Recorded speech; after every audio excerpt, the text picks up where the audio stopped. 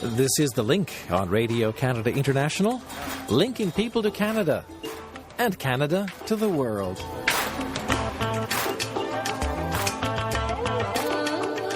Hello, I'm Marc Montgomery. Welcome to Hour 2 of our program. Today, a new book suggests that anyone can train their brain to perform at a higher level. And it is not true that after adolescence, brain development and change is severely limited.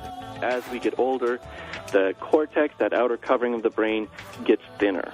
And what we're finding is your brain's going to change, whether it's through age, whether it's through other sorts of things, but we can be proactive in guiding the way that the brain changes. And we'll have more on the winner's brain coming up in just a moment. Well, a new book by a Canadian neuroscientist suggests we can change and shape the way our brains work. It looks at examples of successful people and shows how they use their minds to achieve their goals. And my colleague Lynn Desjardins joins me now with more on this story. And I was thinking, Lynn, you should come into the studio and tell me about this. And it worked. Here I am, yeah. All right, there's lots of self-help books out there. What does this one offer? Well, Mark, it's called The Winner's Brain, 8 Strategies Great Minds Use to Achieve Success. It comes from 2 Harvard-trained scientists, one of them Canadian. These guys look at the latest developments in studying the brain, the most modern science, and then look at some successful people. And then they suggest ways to change our own brains to achieve our own goals.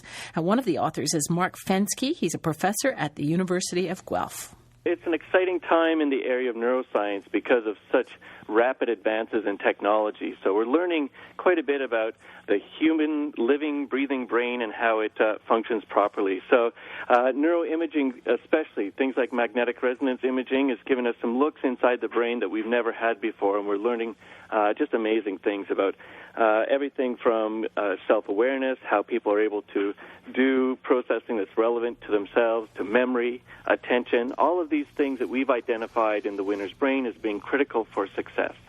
So Professor Fenske says modern science is proving that people can actually change their brains. All right, does he have any examples of that happening? Well, he cites a study out of University College London where they looked at taxi drivers who had to study for years and years to get the knowledge that they needed to navigate around London and get their licenses. Then Professor Fenske says the researchers looked at the cabbie's brain structure and they found that physically the brains had changed. And it turns out if you scan the brains of these individuals using magnetic resonance imaging, you take the MRI scans of these individuals, the hippocampus, that part of the brain that's really critical for spatial navigation and memory, is larger in these individuals than it is in other people who don't have that expertise. And so what this points to is the fact that what you do with your brain, how you engage your brain, can change, not only make you better at the task that you're practicing at, but it can actually change the physical structure of the brain itself. So, Mark, the things we do can change the way our brains work and the physical structure of it as well. All right. Do they have suggestions on what some of the things that we can do that are good for us, good for our brains? Yeah, well, the first thing Professor Fenske mentioned kind of surprised me. It was physical exercise, and we're not talking about doing crossword puzzles. I'm literally talking about physical exercise. We often think about physical exercise as being good for the heart, good for losing a few pounds, but in the act of exercise, we release these neurotrophic factors. And you can think of neurotrophins in some respect as fertilizer for the brain. It helps to build new connections between brain cells, between neurons, these synaptic connections that are important for communicating information and for what we think of as brain power. So the book talks about exercise, but also what the authors call brain power tools. They did interviews with several successful people like Whoopi Goldberg, the musician B.B. King, the guy who invented Velcro, but also what they call next door winners, successful people like the high-rise window washer. There's a fighter pilot in there, an FBI agent, and they try to identify what enabled these people to succeed at the complex thing they did. In the case of the man who invented Velcro, for example, he was hiking and he got some burrs stuck to his socks and pants. Now, instead of thinking of them as a nuisance, he saw them as an opportunity. And that, says Professor Fenske, is one of the ways of thinking that is a brain power tool and the kind of thing the book discusses. So everything from recognizing opportunities, gauging risks, our ability to lock on to a goal and to have the motivation to see it through. Each of these different areas are those in which we've identified what does the brain science tell us about people who are successful in these key areas, and then what can we do to try to improve ourselves.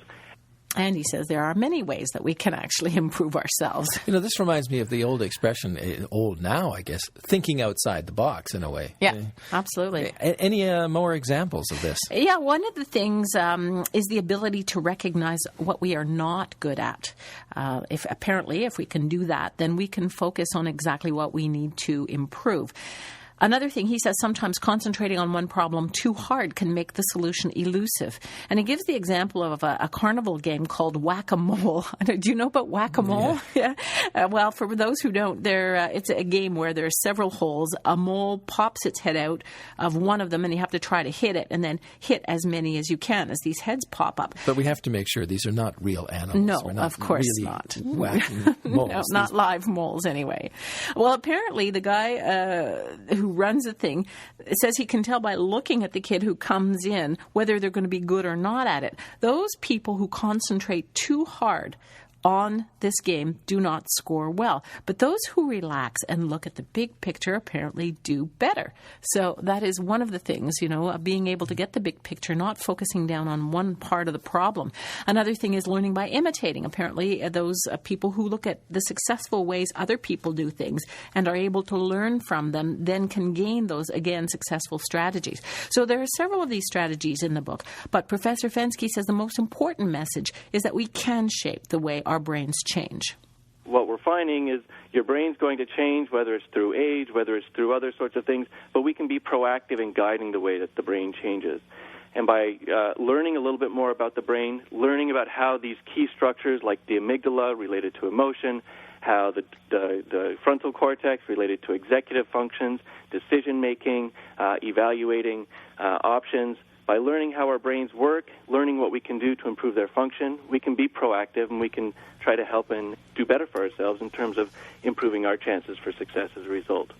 So, Mark, there are some interesting reading about how people have achieved success and how individuals can train their brains for the same kind of thinking. And the book, again, is called The Winner's Brain. All right. I like the part where he says you have to recognize what we are not good at.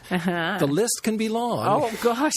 I have to say, it brings to mind, as I was listening to this, I was thinking about the people who invented the Phillips screw as opposed to the Robertson screw. Because I had an experience where I was dealing on the weekend. I was puttering around making something. Mm-hmm. And the Phillips screw is just horrible. They always strip and break, and I was cursing this thing. And I said, I wish I had a Robertson screw here, which is a Canadian invention, by the way. Oh. And it's a fabulous thing. And I thought, there's somebody who was thinking, Robertson. So yeah, thinking outside the box. Inventing something that works. Indeed. So thank you very much for this, Lynn. You're welcome, Mark. And that is my colleague, Lynn Desjardins, here on The Link, thinking outside the box, as it were. And the book, once again, is called The Winner's Brain.